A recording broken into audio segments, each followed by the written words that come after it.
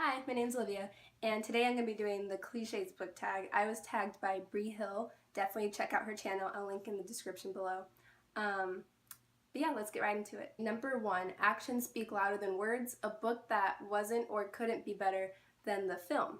And for this one, I know I'm probably cheating here because I haven't read the book, but in my mind, the book there's no way it can be as good as the movie because I adore the movie. And that is going to be The Lion, the Witch, and the Wardrobe by C.S. Lewis. Well, at least that's the book. I don't know who it's directed by. But I loved this movie. I love the music. I love the cinematography. Like, it's gorgeous to look at, this movie. It's gorgeous. And the action is perfect. The special effects are awesome. I love everything about this movie. It's the definition of epic.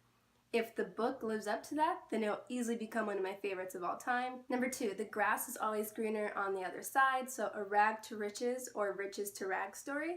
For this one, I'm going to go with A Court of Thorns and Roses by Sarah J. Maas. Mainly, this has been on my mind for the past 2 weeks.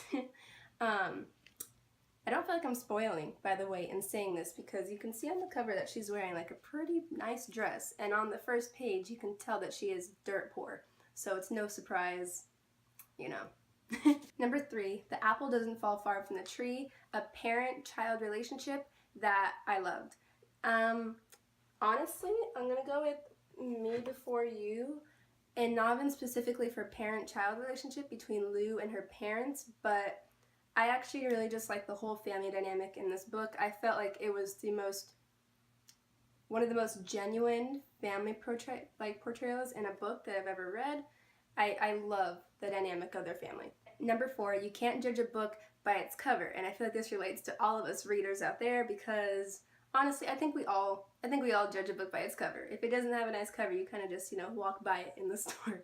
But anyway, a book that you thought was great but could really use a new cover. Like its cover is not great. And for that one, I'm gonna go with Ready Player One.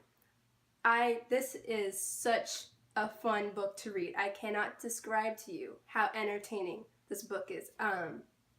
Just really quickly, it's once you get past like page 50 or something, it just speeds off. Like, it's still interesting in the first few pages, but once you get all into it, it is so much fun. I'm going to link the reviews to any books I mentioned on my Goodreads. I'm going to link it in the description. But anyway, I feel like this cover doesn't relate closely enough to the book at all, or give a sense of how fun and entertaining it is. I feel like this cover could be so much cooler. The book is so cool, but this is really just a picture of something that's not even really related to the story. It's just the setting that the main person lives in. It could be better. Number 5, you can't please everyone. So a book that you love or hated that everyone else hated or loved. And for this one, I'm going to go with Blood Wounds by Susan Beth Pfeffer. I think that's how you pronounce her name. The thing is, I'm not sure if this has great ratings, so maybe everyone thinks the same about this one for me. I think it has like average reviews, but for me, I honestly gave this like 1 out of 5 stars, maybe even less. The reason why I even picked it up was because of the author. She has another series, the Life as We Knew It series. I'm not sure it's called as a whole. That's the name of the first book, Life as We Know It. I read that in 7th or 8th grade, and I love those books. I need to reread them. I haven't thought about them in a long time. Wow. But basically what happens in those books is an asteroid crashes into the moon.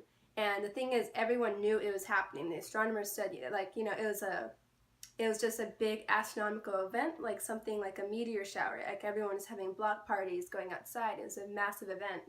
And you could see it with your own eye, and when it happened, the moon was knocked out of orbit and caused disasters galore on Earth. Honestly, it kind of scared me. Actually, really scared me, because my biggest fear is natural disasters, but I can't help but read about it. I know.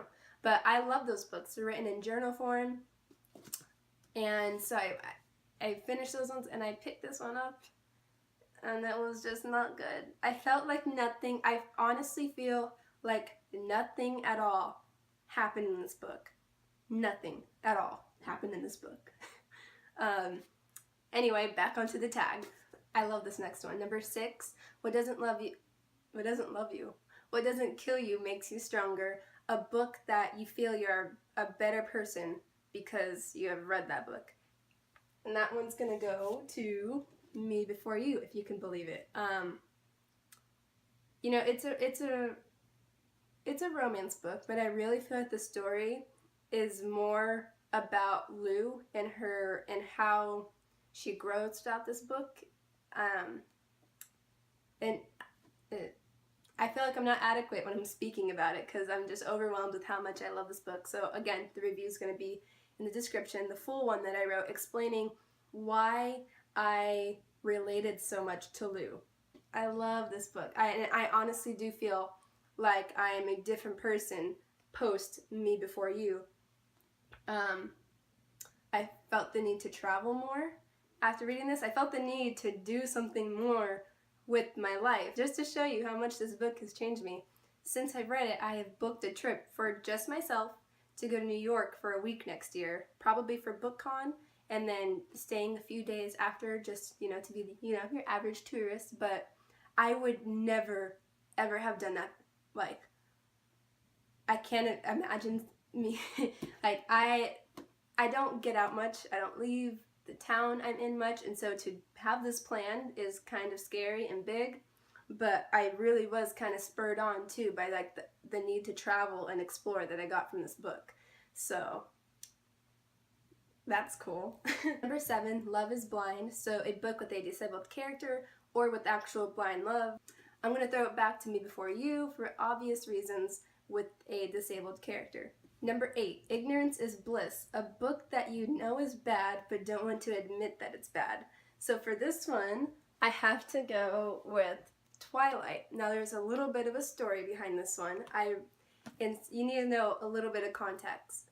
In 6th and 7th grade, I don't know if you guys had this like at your school, but for my schools, we had AR points, Accelerated Reader Points, which was like a little quiz you would take on the computer for any book that we had that was in the system, and if you did based on like your score, you would get points. And sometimes it was required for your class, sometimes it's just extra stuff.